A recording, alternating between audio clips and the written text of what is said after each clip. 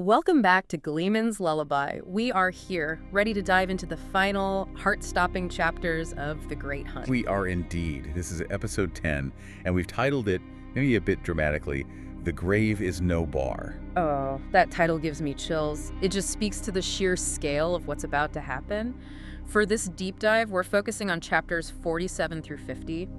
This is it. This is the absolute core where every thread we've been following just collides. It really does. Everything happens in fall. So our mission today is, well, it's a big one. We're going to unpack these huge pattern-shifting events. I mean, all of this is happening at basically the same time in this one city. Right. And it's not just a battle. We're talking about the public confirmation of Rand's destiny, the literal summoning of heroes from legend. Which changes everything. Instantly. And on top of that, a terrifying new threat from the Forsaken emerges. And our characters are forced into these choices that will set the stage for, well, for global war. The wheel is speeding up and there's no going back. Okay, so let's set the stage.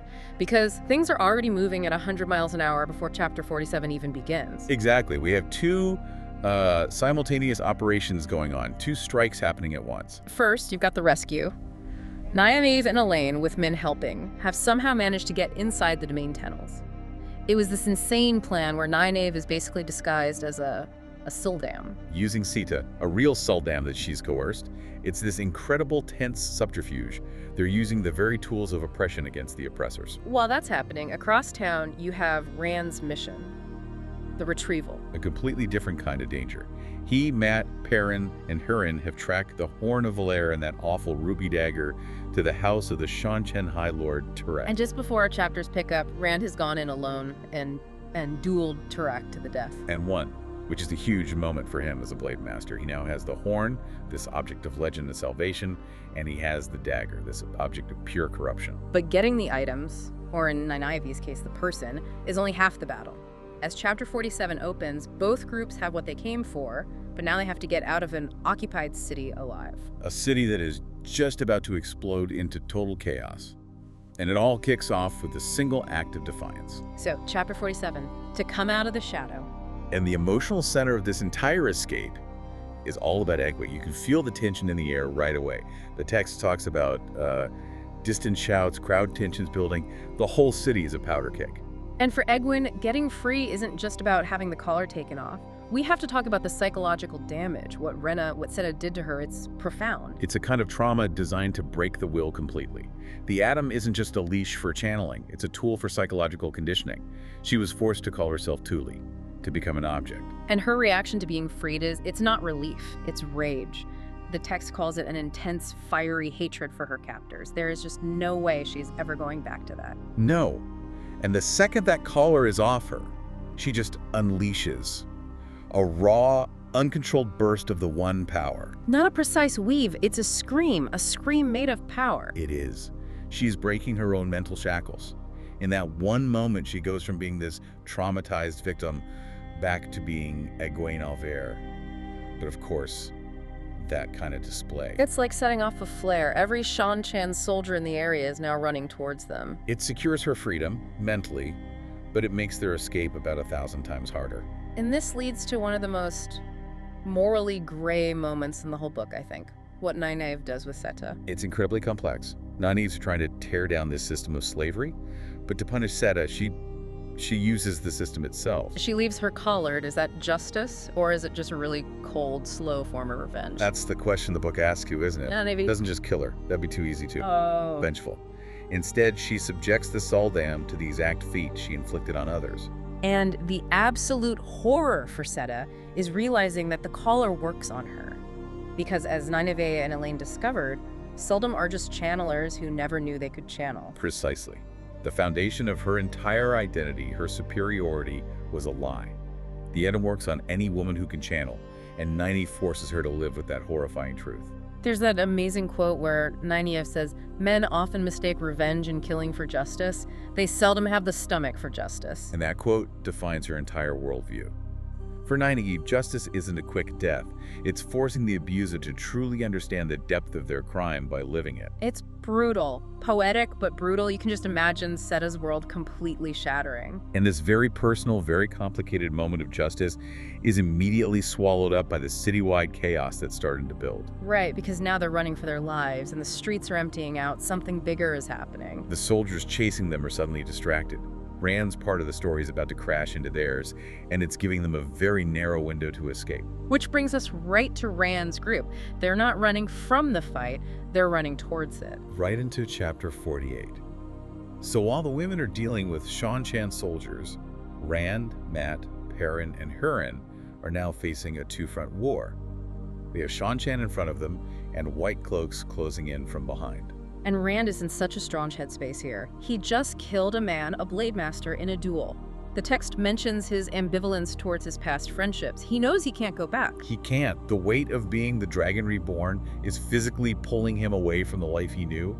He's becoming something else, something lonely. And then, Mat, the one character who has been running from destiny this entire time. He's the one who changes everything. This is Mat Cauthon's moment. It is, without a doubt, one of the most famous scenes in the entire series. The call. The call. They're trapped, completely surrounded. Seanchan on one side, who will collar or kill them. White Cloaks on the other, who will burn them as dark friends. It's a no-win scenario. And in this moment of just sheer desperation, Mat does the one thing he was never supposed to do. He blows the Horn of Valere. Let's really break this down, because it's not just like he's sounding a trumpet, right? The book says it requires more than just bravery, that you have to be bound to the horn. What does that mean for Mat? It means that for all his gambling and his running away, Mat is fundamentally tied to the pattern. He is Ta'veren. The horn doesn't just work for anyone. It responds to the one the wheel has chosen to sound it for, Tarmangaidon, the last battle. So his destiny just caught up with him, whether he likes it or not. It slammed right into him. He thinks he's just making noise to cause a distraction, but he is fulfilling a key piece of prophecy. He is summoning the heroes of the horn. The souls of legendary heroes, spun out by the wheel to fight for the light. And we see them. Artur Hawkwing, the greatest emperor in recent memory, is there leading them. Birgitte Silverbow, the legendary archer, Gadel Kane.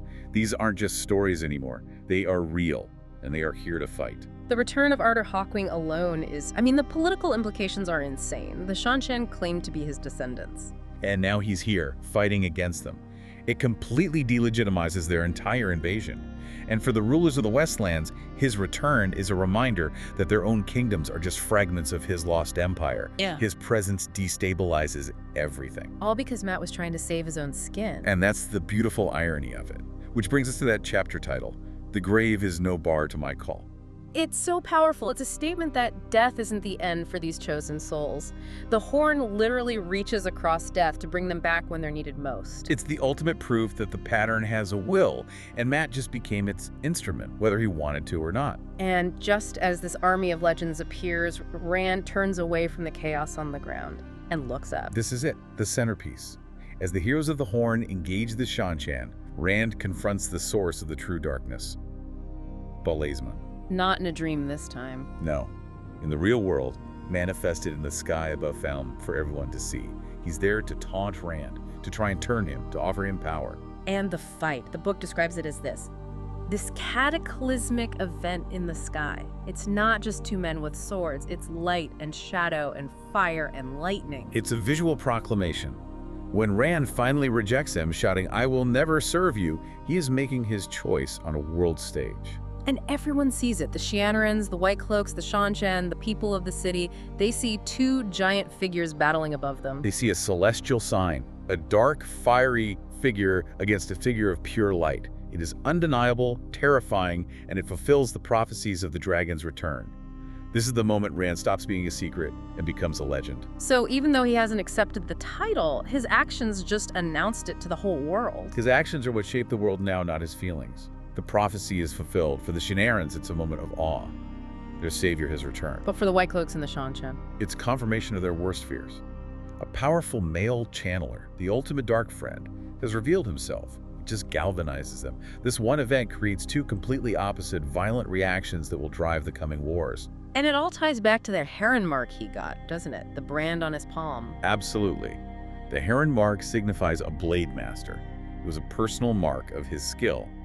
Now, that personal skill is being displayed on a cosmic scale. The warrior and the savior have merged into one. The world has its proof. This is also where that philosophy, that code, becomes so real. Death is lighter than a feather, duty heavier than a mountain. That saying is the absolute core of Rand's choice here. The fear of death, the desire for a normal life, that's the feather. It's light. It's insignificant compared to the alternative. Which is the mountain, the crushing weight of his duty to save the world. Exactly. He's not choosing to be a glorious hero. He's choosing to accept the sacrifice, to carry the mountain, because if he doesn't, everyone and everything will be crushed anyway. The global consequence is that he can't hide anymore. The world has seen him. It will break one way or another, and now he has to be the one to guide that breaking. His innocence is gone. You can't go back to the farm after you've literally fought the devil in the sky. So after this explosion of prophecy, the focus shifts to the immediate aftermath, the consequences. And the claimings, starting with the political fallout. Captain Bayer of the White Cloaks immediately flees. He doesn't see a miracle, he sees a conspiracy. He sees dark friends and Aes Sedai manipulation. He rides off to report this twisted version of events to his commander, Pedro Nell, which guarantees the White Cloaks will remain a major paranoid threat. They will hunt Rand now, believing he's the ultimate evil. And while Bayer's running away, back on the battlefield, Rand is. He's unconscious. The fight took everything out of him. He's just lying there, completely vulnerable. And the first person to find him is Min, who just focuses on keeping him warm. Such a small human act in the middle of all this epic chaos. It's a vital moment of peace, but it doesn't last. Because then someone else arrives. Lanfear. The daughter of the night, one of the Forsaken. We've heard the name, but to have her just appear is a shock. And she looks at Min and says, "Tend him well for me until I come for him." That one line is maybe the most terrifying thing in these chapters. It's not a threat of violence. It's a statement of ownership. So we need the deep lore here. Who is Lanfear and why is she so obsessed with Rand? She was one of the most powerful channelers in the Age of Legends, second only to Lews-Therin Telamon himself, the dragon from the previous age, and she was his lover. Oh. She was deeply narcissistically obsessed with him. She believes Rand isn't just the Dragon Reborn. She believes he is her Lews-Therin, returned for her. Her goal isn't to kill him for the Dark One, it's to possess him, to rule the world with him at her side. So this adds a whole new level of danger. It's not just a war against the shadow, it's a personal psychological battle he is not ready for. Not at all. And this is all happening while he's passed out. When he finally wakes up, Moiraine is there. And she hits him with another dose of reality. A huge one. She tells him that while he was fighting, the seals on the Dark One's prison weakened. 3 of them are now broken, out of 7. Which means the Dark One's influence is actively leaking into the world. The timeline for the last battle just jumped forward exponentially. This isn't theoretical anymore. It's happening now. She basically tells him he doesn't have a choice anymore, saying no won't change anything. The world is going to break with or without his consent. But there is good news. The people who saw the duel, his allies, are now fully committed. Loyal and Perrin reaffirm their loyalty. And the Shienarans, Ingtar, Uno, they saw the sign, they saw the prophecy fulfilled, they kneel and pledge themselves to him. So, faced with the Forsaken claiming him, 3 broken seals, and an army ready to follow him, Rand finally, reluctantly, accepts. He chooses the mountain. The fear is still there, but the uncertainty is gone. He knows what he has to do. Okay, before we wrap up, we have to do a character spotlight on Min. She's so important in these final chapters. She really is. She goes from being the sort of passive observer of the pattern to an active emotional anchor for Rand. Right. When everything is chaos, she's the one who finds him, who focuses on the simple, practical act of keeping him alive. It's this quiet act of loyalty that stands out. And her internal struggle is so compelling. She sees Lanfear arrive and make this first claiming. And she knows it's not a fight she can win with a weapon, it's a battle for Rand's soul. And her fear is so real. She's balancing her own feelings for him with this terrifying knowledge of what's coming. She knows there are powerful forces and powerful women all converging on him. I love that line from the book where she jokes to herself that she'd rather be shipwrecked with no food and a dozen hungry owlmen. It's such a perfect line. It's funny, but it's also deeply sad. It means that what she's facing right now, a forsaken rival and the fate of the world, is worse than any physical danger she can imagine. Because she knows things. Her visions give her this terrible burden. She's trying to protect him from a future she can see but can't talk about. She's not just a love interest, she's his grounding wire. She's the human connection in a world that's trying to turn him into a symbol or a weapon. Okay, so let's bring it all home. What does all of this mean? The threads have been woven together in Falme. The world has changed. Forever. Egwene is free and empowered. The heroes of the Horn are back. And most importantly, the dragon has been revealed. There's no more hiding. The battle at Falme might have been a local event, but it's about to become a global legend. It is. But here's the final thought, the really provocative question. Moraine and Lanfear's arrivals show us the bigger picture. The seals are breaking. The Forsaken are loose. So the victory at Falme was, what, just one battle? It was just the opening skirmish. The real war is just beginning, and that leads to the terrifying question. Yeah. Duty is heavier than a mountain, we know that.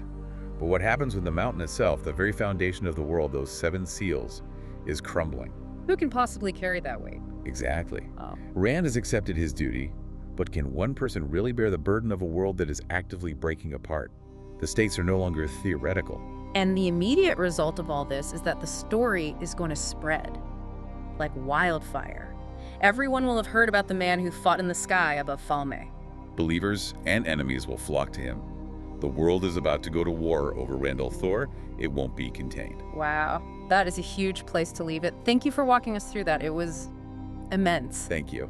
And to everyone listening, we'll see you next time as the world begins to react to the Dragon Reborn.